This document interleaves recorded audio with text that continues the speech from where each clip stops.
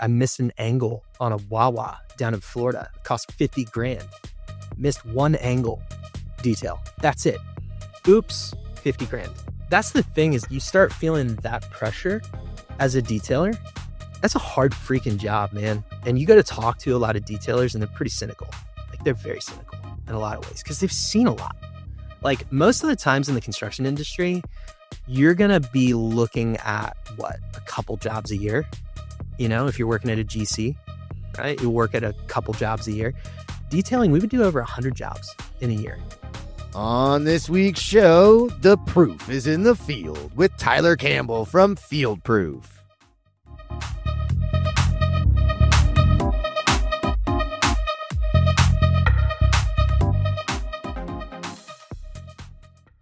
All right, Nathan Wood. Got a new background, back in the office, and it's starting to shape up, huh, buddy? Yeah, got our summit teams behind us. I was leading our contractor fueled, formerly Family Feud team. But excited to be back home and diving in with Tyler. It's gonna be a lot of fun. Yeah, this is gonna be fun. It's always good when you got somebody who's smooth on the microphone with you. So Tyler Campbell, thanks for sitting down, man. How you doing? Dude, I feel rusty. And I'm not on a microphone today. This thing's not even plugged in, so I don't know. It's yeah. That's where the echo came from. You should have just left it there so the geeks knew, or just thought, like, what happened to the sound? Tyler, fix your stuff. What are you doing? Yeah, man, that's not an SM7B. What the heck, dude? All right, he's dropping lingo. That's right. You guys know him. We will dive in to learn more about what Tyler's up to. But before we do, we're back on YouTube. Check us out, youtube.com/@the ConTech Crew. You guys have heard that one enough these days, but those shorts are blowing up and the subscriptions are too. So thanks for doing it for us, guys. All right, crew, it's back. The next evolution of Bluebeam's legendary user conference, XCon, is here. It's called Unbound, and it's coming to DC this fall, September 30th to October 2nd. You know the vibe.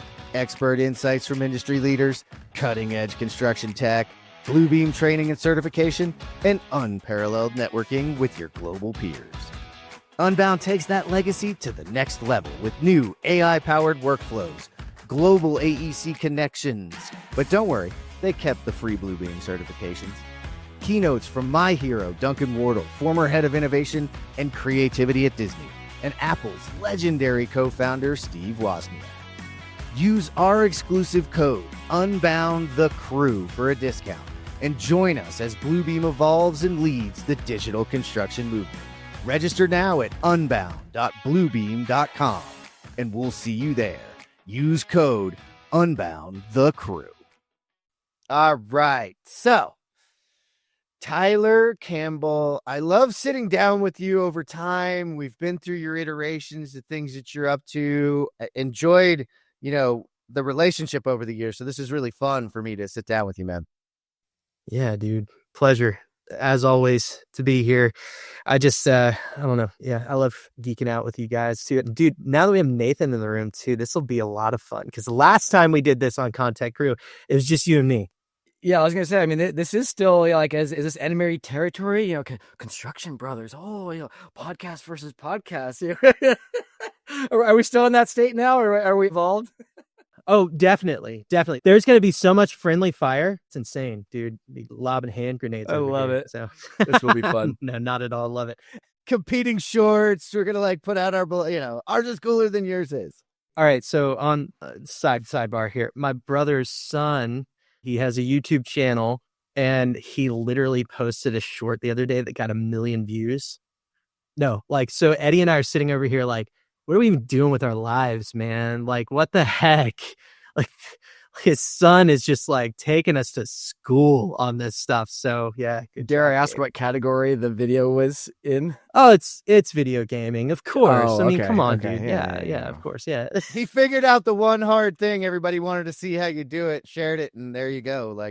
You get everybody to follow on. Yeah. I hear you, man. No, he's wicked smart. I got to hand it to him. So he did a very sneaky thing where it just sits in loops and he's just mining views and people are resharing it. It's insane. Eddie and I are over here. Why didn't we think of this, man? We need to be mining views. So I don't know. Yeah. Can you send me his resume? Yeah, I know. Like we're losing our touch here, man. This is crazy. We are, my man. We are. Speaking of, change, you got a new thing going, buddy. FieldProof, huh? So kind of catch everybody up who doesn't know about kind of where you are right now and what you've got going on. Really, what I started noticing over time, and maybe if you saw some of the stuff that I was posting on LinkedIn, I was kind of ranting over construction tech for a little while. And Eddie, I gotta hand it to him. He kind of came to me and he was like, dude, all right, you gonna rant about this? Are you actually gonna go out and try to fix some of this stuff? And so we got a good brotherly call out there, and really kind of put a burr in my saddle. And I said, okay, what would it look like to actually go out and try to connect people in the field, pros actually out there doing it. I say field, but like you get it, like people actually doing the work, making the stuff happen. Connect those people with the construction technology brands that are honestly, they're interested in making their tech more sticky. They want more people to use it. It's going to make the industry a better place if we can actually find, the things that bring value back to the pros. So really started thinking through that, and also coming back to my own experience as being a steel detailer and, feeling the pain of not being heard when I needed something. Hey, there's this app that was sold as this amazing thing. We open it up and then we realize, holy cow, this thing's a load of garbage. Doesn't do anything that I needed. We close it, but we never actually feed back or tell the company why we're not using it anymore. So it's like my own frustrations mixed with Eddie giving me a little bit of a bump in the forehead saying like, all right, man, well, how about you step up and actually try to solve something? That led me to FieldProof. So right now, what that looks like is we're developing partnerships with MEP contractors, concrete companies, steel fabrication companies, anybody out there putting bricks and sticks in the ground, general contractors too. I'll throw you guys in there. Anybody putting bricks and sticks in the ground, forming partnerships with them so that we can gain access to their people, to give feedback back to these technology companies without it being a sales pitch. That's a big part of this. And then also helping those companies who are partners overcome some of the technological issues that they're facing. So, hey, we have an issue with our inventory management. We will help through our knowledge of the construction technology space to connect them with the right product that fits what their needs are, that actually people really like. So, hey, we got a PDF viewing problem here. All right. Hey, you're at a Bluebeam. Like, let's do stuff like that. And so we're trying to come back and provide value back to these contractors who are part of our network, but also we get value by getting access to their people and learning more about their day to day. So pretty pumped about it. It's taking shape. A lot of road bumps along the way. It's hard to get in touch with superintendents and people out there running around doing the thing, but it's really valuable to talk to them. Those are the voices that are often not heard. It's usually your project managers. It's, your technology managers. It's those people that are championing that stuff, which isn't bad, but also the adoption. It's so critical to get the feedback from the field in order to actually get it sticky, people using it. So it's been the mission. I want to break you down on a couple things there, because I don't think, and we've had you on the show obviously a couple times, and people forget because Construction Brothers and your online presence and some of the other things that you've done, they forget you were a practicing steel detailer, right? That this goes all the way back to you were elbows deep. In fact, one of the earliest things you said to me that I still carry to this day is like how many of those steel detailers are not only carrying a heavy workload and overworked, but that, steel's structurally foundational to the build itself. So there's a lot of Pressure. Yeah. There's a ton of pressure and like you were like, yeah, so do you really want a 60-hour-a-week person under pressure all the time, not being helped out, not being heard? So talk a little bit about where, I think that fire was in your belly the whole time. And I would agree with your brother. I'm glad Eddie did it. Now, you were getting a little salty last year. So I was getting a little bit salty. I'll give you that. Yeah. Wait, we all go through it, okay? We all go through that phase. I went through it. It's okay. Well, hey, no, you put it out there, and then somebody, like you said, bumped you on the head. So go back to the steel detailer not being heard, because I think that's something that, and I would call them the field, right? You said this too. This is the other piece of this is like, I think we need to widen the perspective of the field as where the work is classically getting done. And it's detailers, it is shop floors, it is the field itself, absolutely, the trailers. So talk about, how you widen that and how that came from your own steel detailing background. I mean, I started up when I was 19. So I came in as an apprentice in my dad's company. Luckily, dad started up a BIM company in 2003, which is pretty freaking wild. Yeah, that's early. So when was Revit, like, when did BIM become a thing, guys? Like, when is that? Autodesk bought Revit in like 2006. So that was like 3 years before Autodesk even bought it. Like, yeah, that was old. That was real early. Everybody says like, oh yeah, BIM started in like 2010 or something. Like they go back to this place, and I'm like, guys, like, no, my dad was doing this in 2003. So it wasn't even BIM when he started. It was just modeling. We're just modeling a building in 3D. And so I grew up around that, seeing buildings in 3D my whole like middle school, high school experience, right? And so I came into the family business at 19, kind of reluctantly, like, I don't know if I want to do this. Like, I don't know, it's construction. I want to go to Nashville. I want to play guitar. Like, I want to sing. Like, that's what I want to do, right?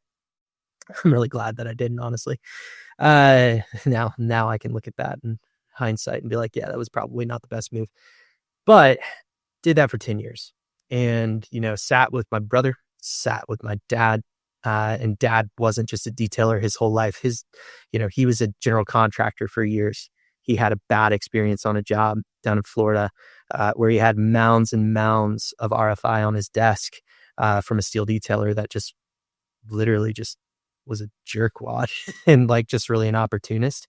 And before that, my grandfather was in the industry. My great grandfather was in the industry. Great grandfather was in, like, it goes back. So construction is really in kind of the DNA here. But I got that training in being a detailer and getting in shouting matches on the phone over all sorts of sort of crap, making misses that were worth 50 grand. I missed an angle on a Wawa down in Florida. It cost 50 grand. Missed one angle detail. That's it. Oops, 50 grand. That's the thing, is like, you start feeling that pressure as a detailer.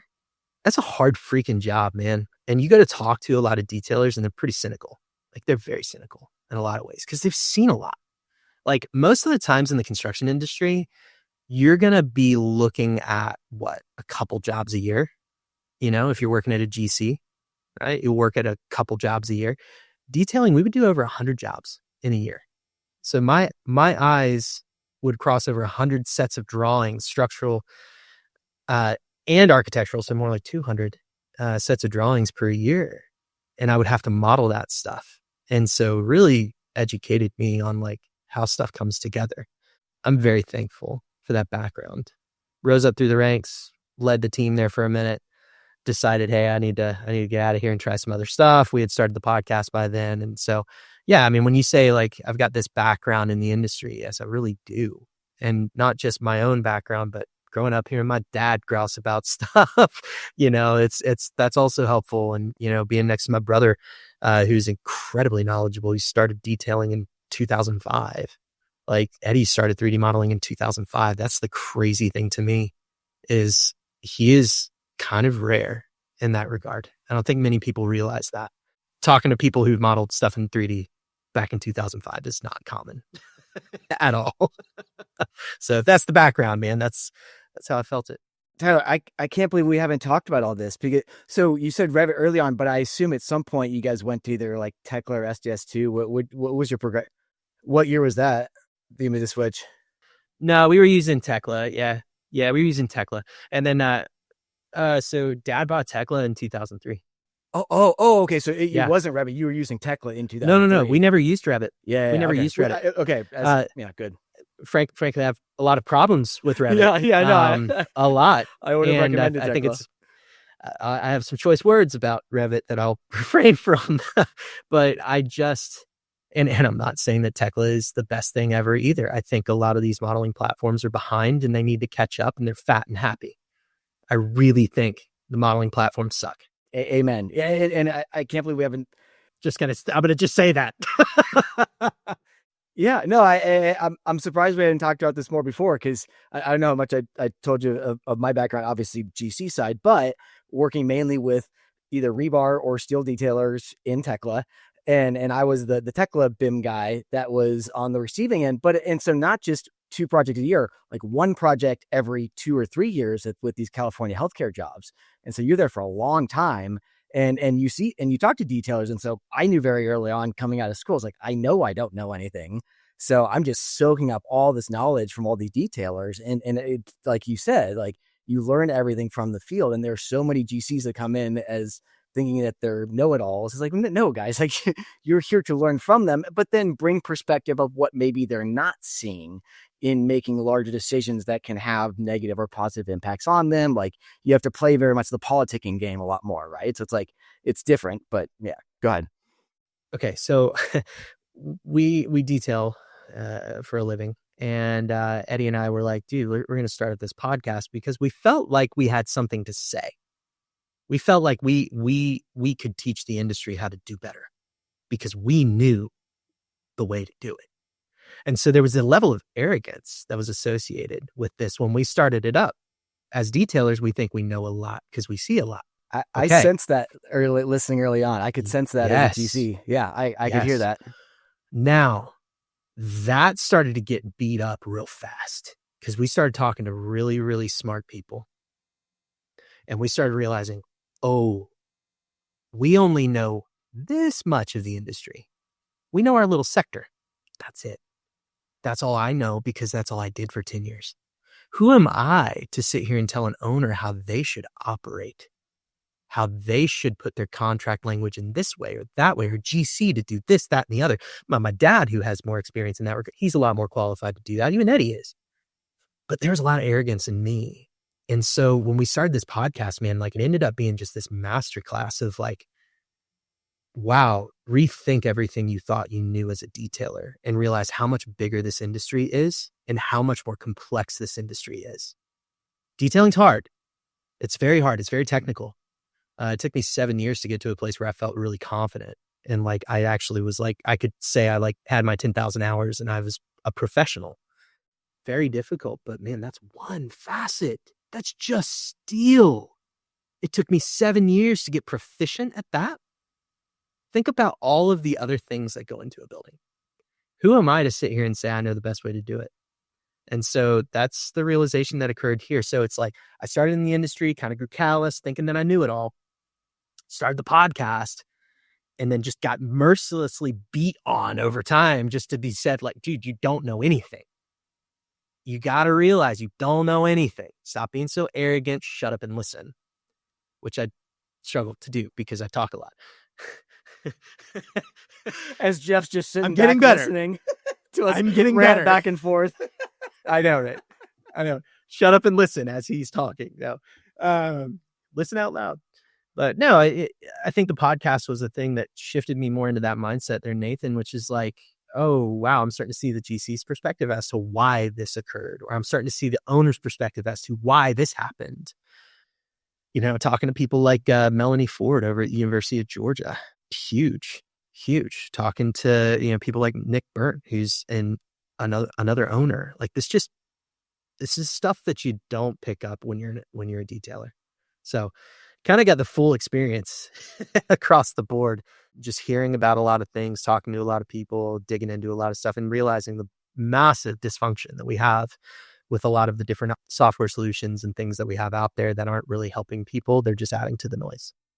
It's a cool arc to see you go through that. And I feel like it happened a second time, right? You went through, met all those incredible people and got to a point, and then, you know, kind of bubbled over and thought you knew it, and then said, wait a minute, I got to fix it. I'm going to go out and, you know, we're going to dive into what you're doing with that now because it's important. But I want everybody to realize that, like, I think each one of us has gone through that, because I know multiple times I've gone through it. And like you mentioned some people, and I can tell you, there's a gentleman who's retired now, Randy Paulson, who was one of mine. I remember standing up in front of a room with Randy and saying some things, and him stopping me cold, and just, I mean, it was like he took an X-Acto knife and cut me into pieces.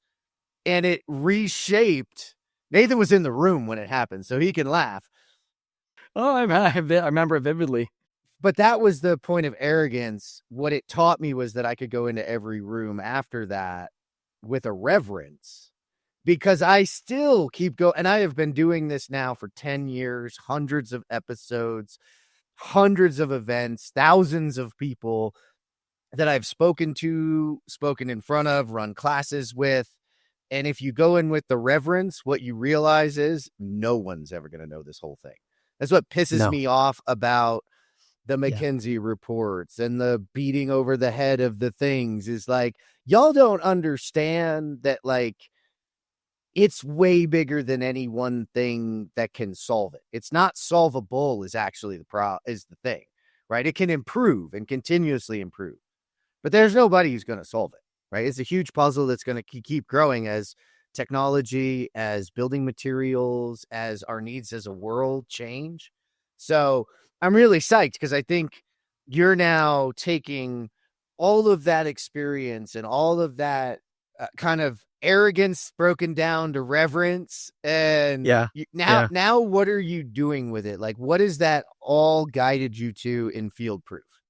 Teaching other people who are building the technology solutions to be reverent.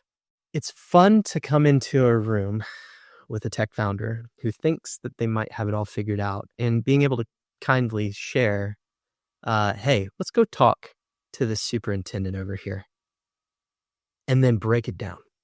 And then they start realizing, oh, it's not as simple as I thought. It's not as simple as I thought. I love that, man. So it's so much fun to be able to connect these pros with the people building technology and seeing what happens from that and the conversations that are sparked. Like, it's so much fun for me to sit back in a room in one of these interviews. Now, first couple interviews that we did when we started this, it was hilarious, where, the tech founder was like, oh man, what if we did this? What if we did this feature for you? And they were like really psyched about it, because I knew they were really psyched about it before our meeting. And the soup just went, nah, I'd never use it. And just shot it down. And I'm over there just going, like, just giggling. I'm like, and this is why we need to ask, right? Because we got to find the things that are really their pain, the things that really drive value in their day. Why do we think stuff is not getting adopted at the field level? It's because it doesn't help them. It freaking distracts them. You're asking them to do one more thing. Now, if we could find ways to make the tool that you've built useful for somebody in the field, what does that do? They start putting more data in. Where does that become useful? At the top. So we've done this thing where we've said we got to go top down, which I don't disagree with, but there has to be some sort of meeting in the middle here, because the top down, what they're looking for often, data, dashboards, information, kind of their instrument panel in the airplane that they can look at and get a read on. That's what the top is looking to get. But we haven't given any incentive to anybody down here at this field level to actually feed that data back up. So now, okay, we've got this top-down pressure, but what about the bottom? So I think we need to start cultivating down here at the bottom, not to, be belittling or anything like that. That's not what I'm referring to. I'm saying at the field level, can we get those people engaged and give them tools that they're excited to use, that they input data into, that then feeds the systems up top that we need to use? So you can try your best to say, use it. But if they don't find value in it, it's going to collect dust every time. And cost and expensive dust. I will tell you, expensive dust, my friend. And I was just talking to Charlie Dunn about this. And what's really cool is what you're talking about is The old way of doing things is building tunnels. We're trying to go underneath and come up the other side and fix it. And what you're saying is, no, we need to build bridges. You can see where bridges are going. We can agree on getting across, and we can come together to build a bridge, to build a software that works for everybody. Because I recently did this in consulting with a really large software company in the industry before I joined Bluebeam. And they were doing interviews of me, and we were just kind of putting out content and giving them my thoughts. And they talked about this top down. And I'm like, it's not wrong that top down that, hey, we need to digitize. We need to have access to this data, right? It's fine. Yeah. The key notion is that is true. And that is what's in it for you as leaders, as business owners. But if you don't flip and go down and be empathetic and get to the field level and understand what it is that they need and communicate why it's important to them that you get this information, right? And the person on the other end of the phone was like, wait a minute, stop. Are you saying that that's the reason? And I'm like, yes, that's the reason. If you can tell them, listen, if you put this in there, even if it's an extra step, and I told you as a detailer, Tyler, this is an extra step. But as an organization, I can understand our finances and our ability to pay your paycheck every week and, in fact, grow your career and grow our company. But without this, I can't do it. I'm doing it blind, and I almost made a mistake and cost the company, which would cost you your job. Yes, you can go get another one, but that's not a fun situation. So, and they were blown away. It's amazing that it's not wrong. Neither approach is wrong, and they're not the top or the bottom. They're the finance and the work. It's the carrot and the stick analogy, right? Okay. So for the longest time, this top-down approach has become more of the stick mentality. We're taking our stick and we're hitting the donkey with it really hard, saying, you need to move. You need to move. You need to move. You need to do this. You need to do this. Sometimes the donkey takes a step reluctantly. And I think that that's kind of where we're at right now. Now, I don't want to call everybody in the on the front lines a donkey, aka an ass. That's not what I'm saying. What I'm saying is the donkey needs incentive to move. Give him a carrot. That's what I'm looking for now in tech. What are the things at the field level that can become a carrot? What you just said, I think, is really interesting. Hey, I need this information so you can get paid. Carrot. You want to get paid? Give me this information. We need to help identify what those carrots are for the people at the field level. We haven't been doing that. We've just been beating them over the head with a stick and wondering why they're pissed. It's tale as old as time. Find a way to make it valuable for them. The data then trickles back upstream. Look at that. Everybody at the top is now happy. That was what they were hoping for. The reason that things are atrophying and falling off and not working within a company is when you get something that comes in and it doesn't provide value necessarily to both ends. One end gets value, but the other end does not. But they're relying on each other. I'm just seeing this massive disconnect here that needs to be overcome. And so part of my answer to this is talk to them. When we're building the technology, talk to the people that are going to feed the data into the platform that you're selling. If you can make it valuable for them, if you can give them a path that's clear and they say, oh my gosh, it'll do this and this and it'll make my life that much easier, then we're connecting the construction industry. We got to start asking these people because daggone it, these people out in the field are much smarter than the ones out in the office. Much smarter.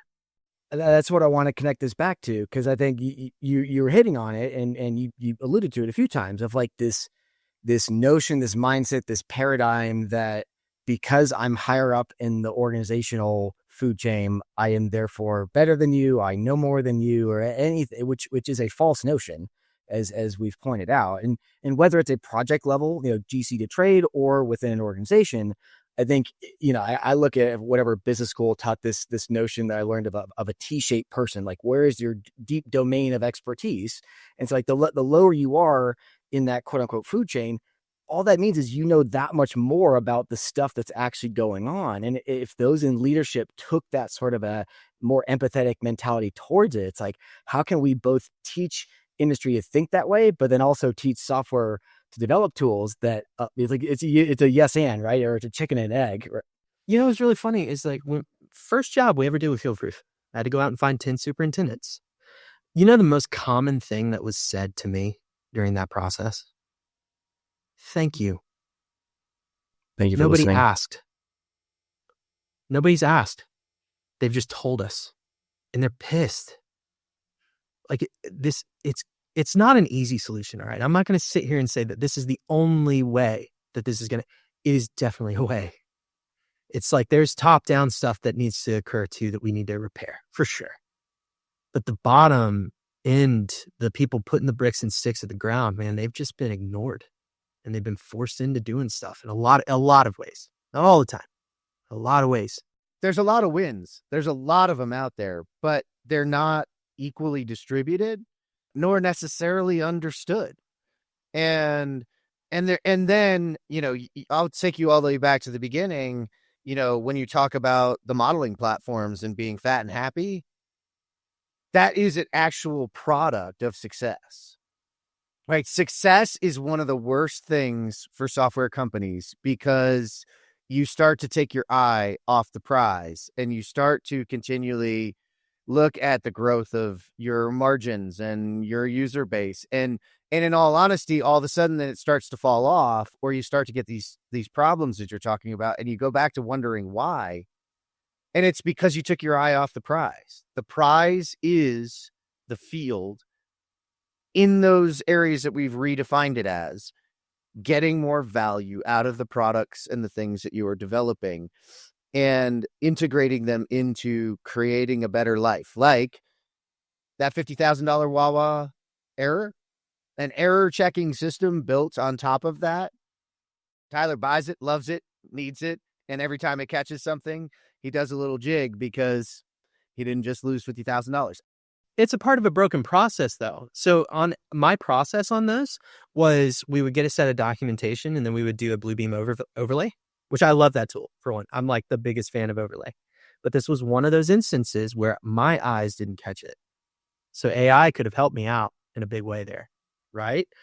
That's huge. However, let's trace it back a little bit further. Why am I having to model this thing over and over and over and over and over again? Why can't I just share the model back with the engineer? Why can't the engineer share the model back with the architect? Why can't we have a single source of truth that is a modeling platform?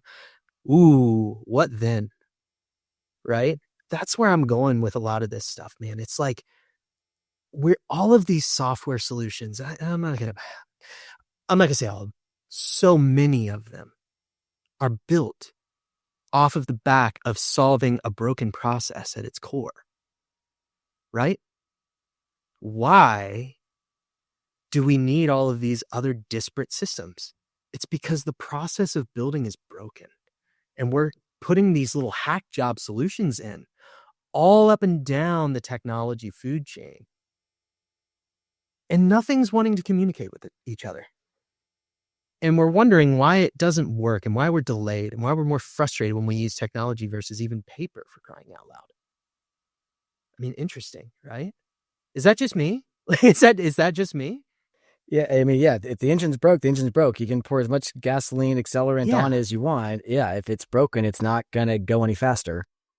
Eventually, it's all got to come together, right? Like, we've got to start somewhere. I'm not saying all of this innovation is bad. Of course not. It's made progress. But we've got this scattered spaghetti on the wall, and now we've got to piece it back together. And what I'm wondering is, like, if we all step back as an industry and we say, what's a better way of going at this process overall, and what tools will we need to make that happen? I guarantee you, if you think about it long and hard, you're not going to come back to a project management platform. You're not going to come back to a this or a that or a lot of the products that are out there. They're past job solutions for a broken industry. We've got to start back further. Yeah, but even, I mean, let's just go with generic Procore. The first problem they were out there to solve was RFIs and submittals with the problem you just described, right? And I think they all start from a problem. And I think, yeah, if I'm FieldProof asking a startup, it's like, hey, what problem are you here to solve? And if the first thing out of their mouth is some technology like AI, or I was like, no, I didn't ask you about the solution. I asked you about the problem. And if they can't tell you, it's like, well, we got a journey to go on here.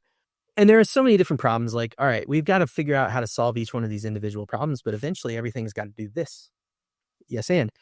But I tend to wonder, like, and this has kind of been the thought pattern that I've been in lately. So, forgive me for kind of going on my soapbox here for a second. But I truly think that if we step back and we start looking at the Procores, the ACCs, and everything that are out there, that's not the solution.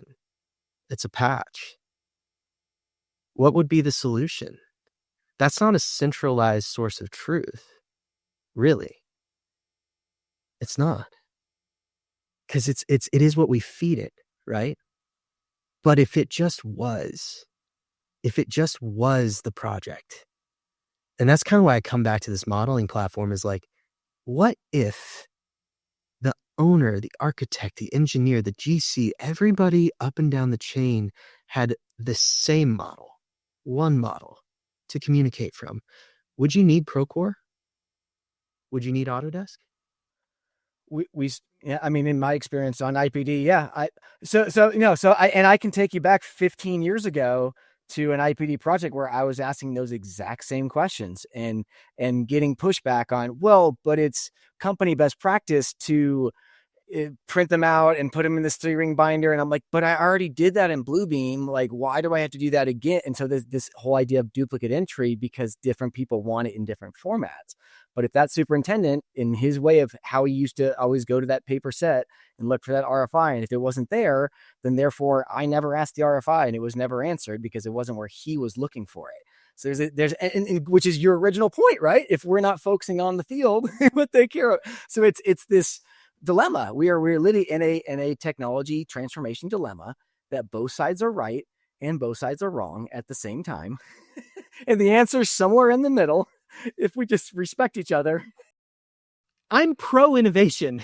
Let me be clear. I am pro innovation. I'm pro technology solutions, fixing and patching these issues that we have. Like, I'm pro that. I want to find those issues because I think ultimately we have to identify them in order to fix them long term.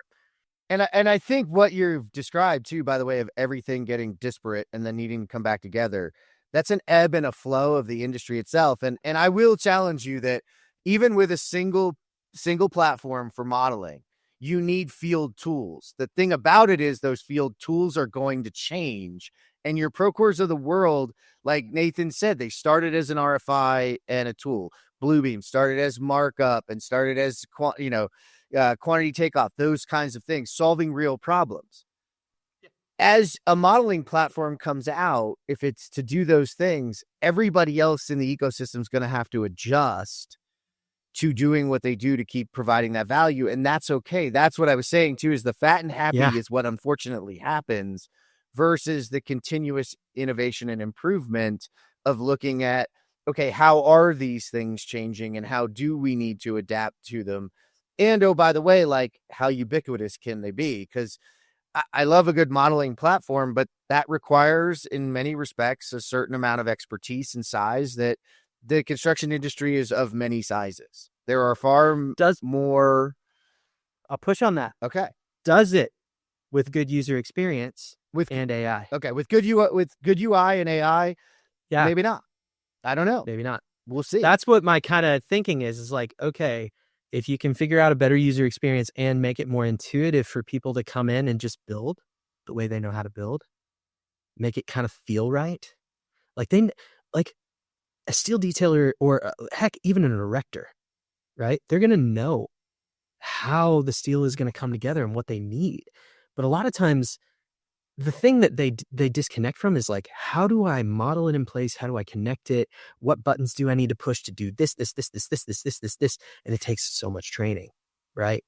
And so like, if I can make it easy for an erector to come in and actually use a modeling platform and then give them some AI tools within that platform to get the job done more efficiently, then you push to this other place, which is Do I need to even have shop drawings? Do I need to have assemblies? Do I need to have e-drawings, or can I just have a model? What do robots need? They don't need PDFs. They don't need them. Why do we need PDFs? People. But could we not use a 3D model for that too? Could we not have AI create a PDF or a flat 2D drawing automatically? It's like when you start to kind of pull it apart, I hope I'm explaining this well, but like once you start to pull it apart, yeah, it starts to kind of go, oh, wait, hold on a second. There might be something there. And that's the reason why I bring it up is more to challenge the thinking that's happening right now, which is I'm seeing a lot of very similar solutions come across my desk. And a lot of them are solving a patch. They're patching. And I wonder if we take a step further back and we ask ourselves as an industry, what do we truly need as an operating system? We need to be able to build the building before it's built. Yeah. That's what we need. And the current tools that are out there to do that, they're not strong enough. They don't have the stuff necessary to do it. They don't have the depth. Don't disrupt the current product line. Don't disrupt the current product line.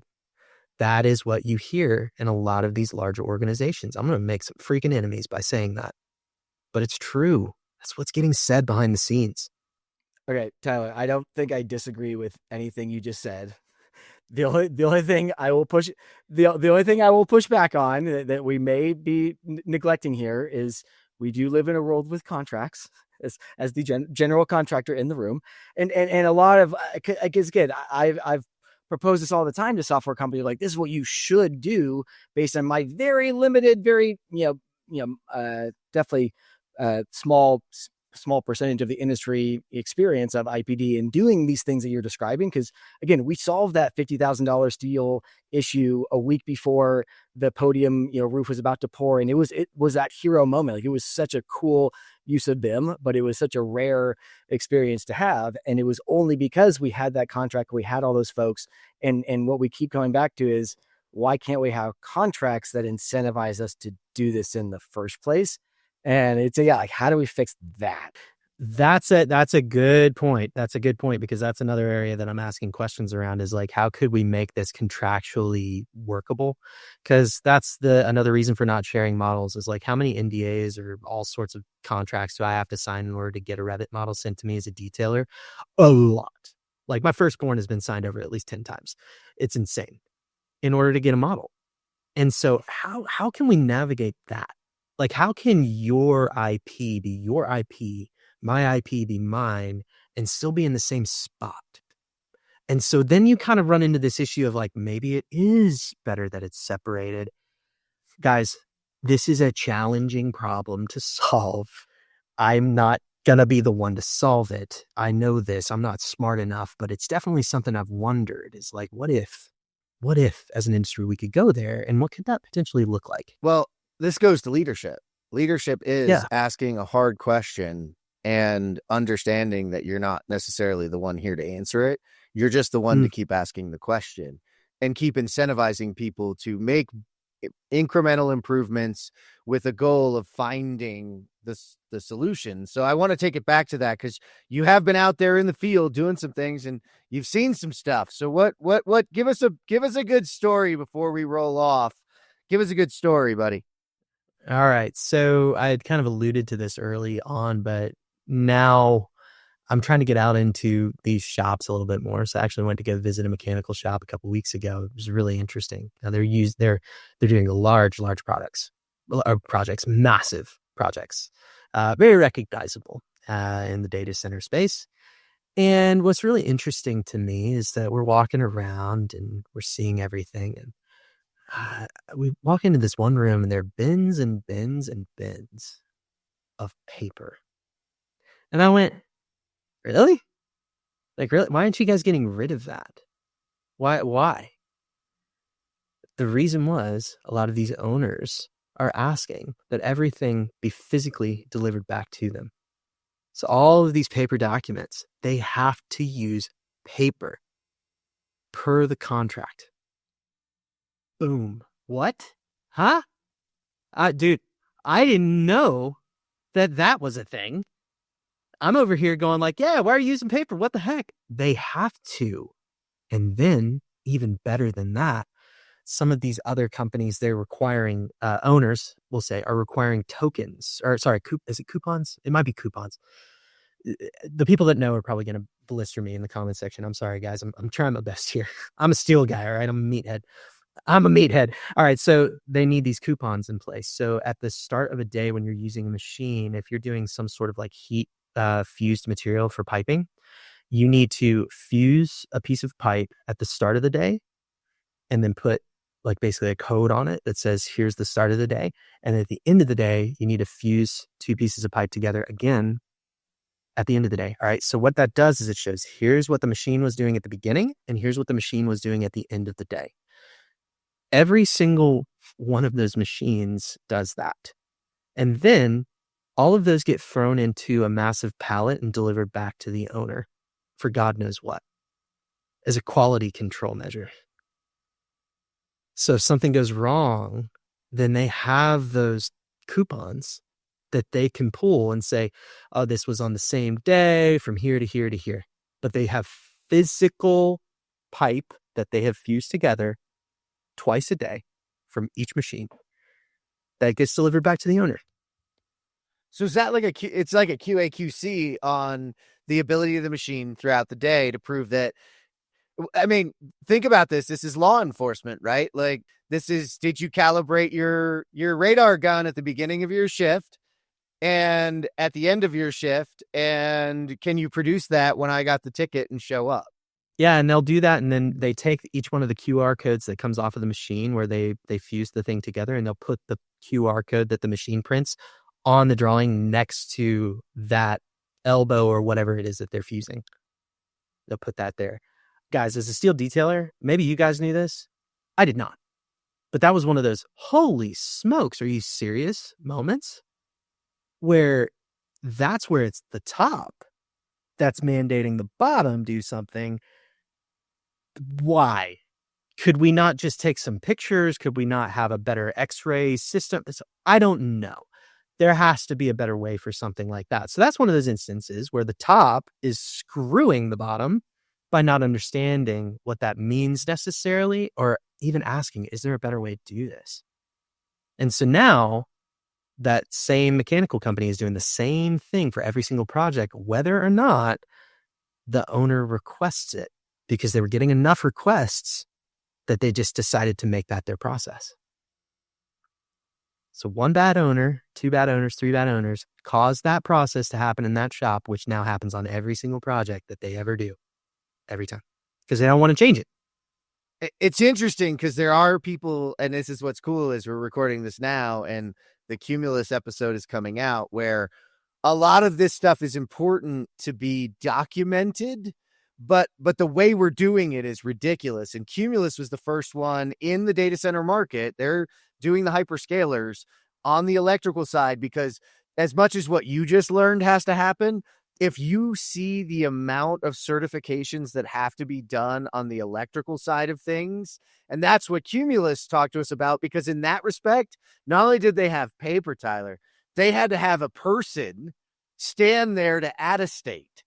So you had the electrician and the attestator standing there and producing all of this. And what they've done is the tools themselves can record it and can then deliver that information digitally to have the same thing without having to have all those people and all that process and speed it all up. And oh, by the way, because of the tooling that they've built into it, can say like, oh, you did this. Did you know you should be doing this?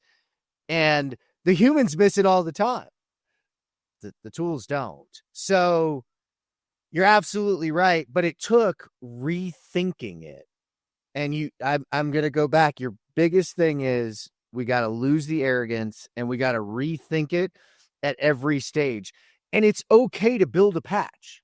Right? Patches are important, and solutions to today's problems are important, because the other problem, and construction was doing this for quite a long time when I first got in, we were waiting for like the big disruption thing.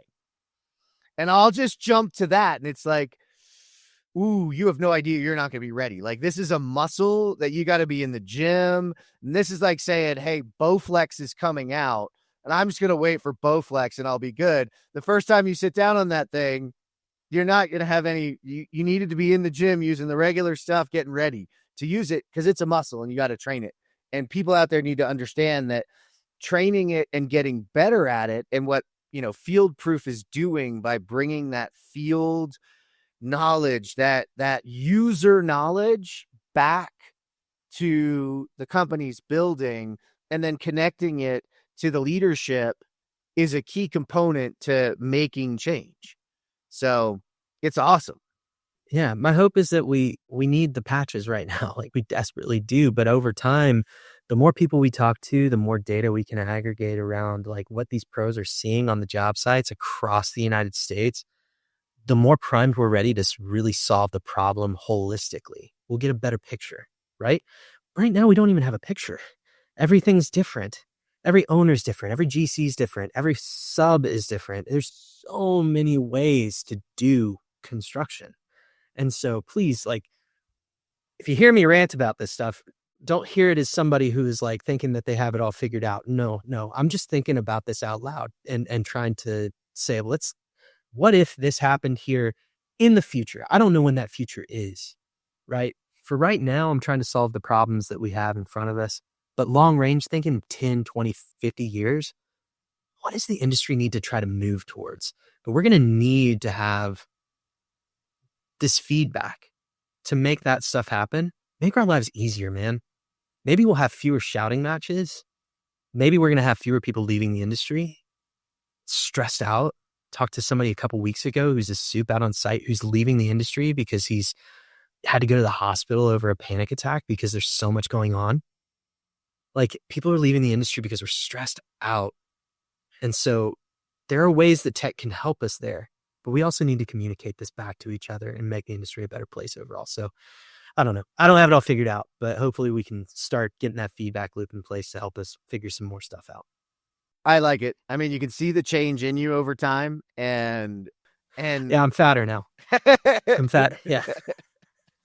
I work out less. Well, hey, I was going to say I could hear the change, not see the change, change. Yeah, maybe I used the wrong term there.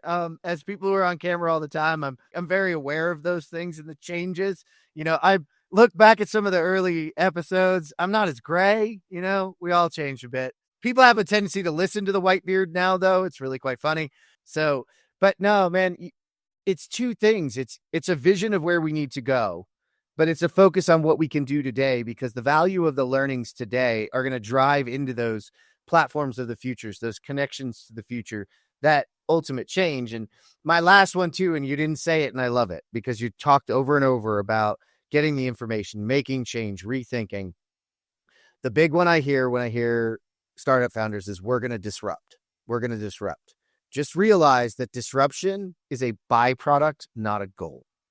The goal of the industry is to improve the lives of the women and men that build the world around us, that model it, that detail it, that make it happen. Yeah. And in the end, if that disrupts something that we're doing, so be it.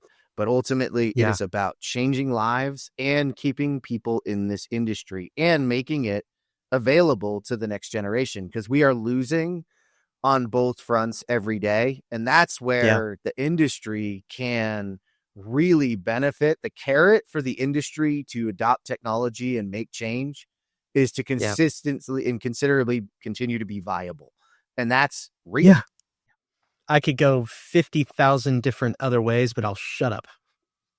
Like I learned on the podcast to shut up. We have to make this like a quarterly rant. Let's call it, soapbox with Tyler.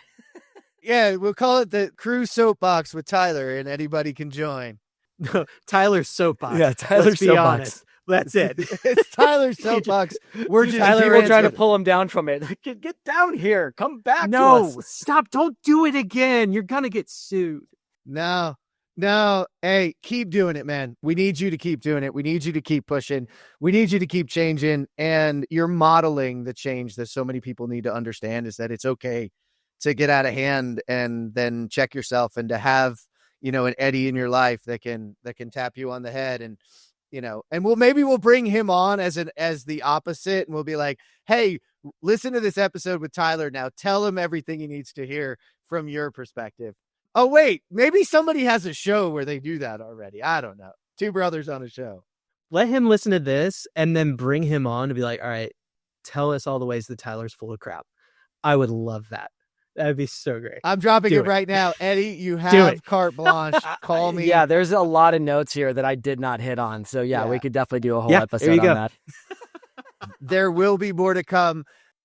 You guys know where you can find Tyler. Find him on LinkedIn. He's a great follow. You're gonna learn a lot. You're gonna see a lot of fun stuff. But also check out FieldProof, all one word, .io. That's where he's recruiting people to get in there. We really truly want industry folks to reach out to Tyler, because I think the path that you're on is going to be a really, really powerful for software and for the industry itself changing. So thanks for doing it, man. Yeah, appreciate it, man. Thank you. Nathan, thanks for sitting down with me, man. I always enjoy having you here riding shotgun. Oh, man, this was fun. I always love a good rant. And thank you for tuning in today to geek out for our interview with Tyler Campbell. To read all our news stories, learn more about our guests, and to listen to this show, visit thecontechcrew.com. This is the ConTech Crew signing out. Until next time, enjoy the ride and geek out.